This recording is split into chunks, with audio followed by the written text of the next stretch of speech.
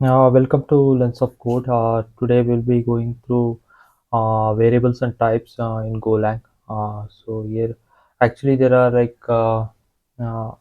this is a simple execution I'm trying.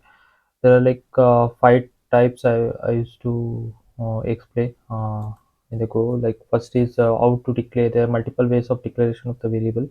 One is var name type supposed to value is something like, let's say you need to create some variable called age and you need to assign it value like 25 or something like that. So var name is age and type is int, and value I will mention 25. So this is one type of declaration. uh, so if you do like, let's say 50 dot println age, if you print it, okay, age 25. So this is one type of declaration. And another type is like, instead of specifying this all the syntax like var keyword and age as name and int as type, Go allows us to define directly the age colon is equals to 25. This is a colon used for the first assignment of the variable, like you can consider as the creation of the variable. So when the same will happen, like go run age 25.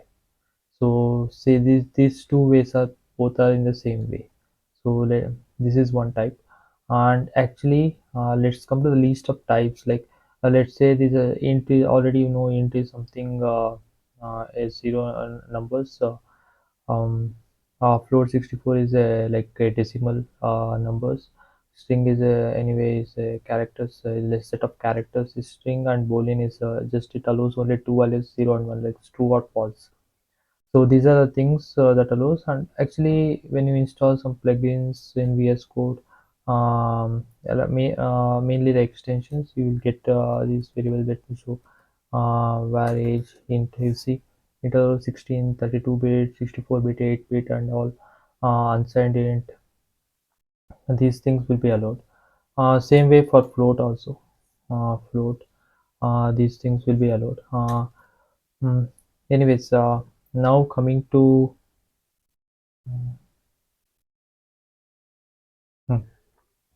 to these are the variables. Let's say age int uh,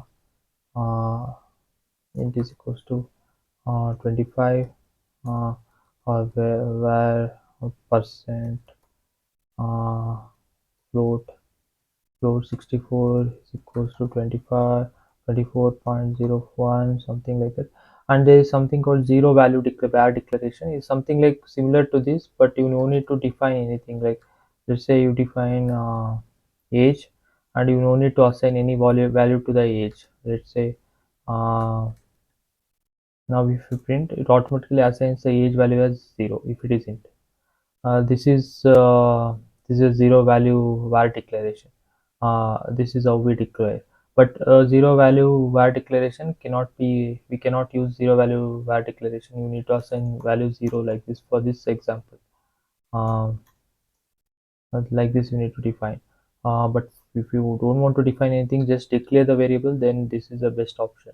And inference of the variables is something like, let's say um, yeah, where I declared whereas int here. Let's say I don't mention age anything, like age I will mention like 25, 24, something like that. And I need a type of age. So let's say, what is the type of age? Percentage t. Let's use this.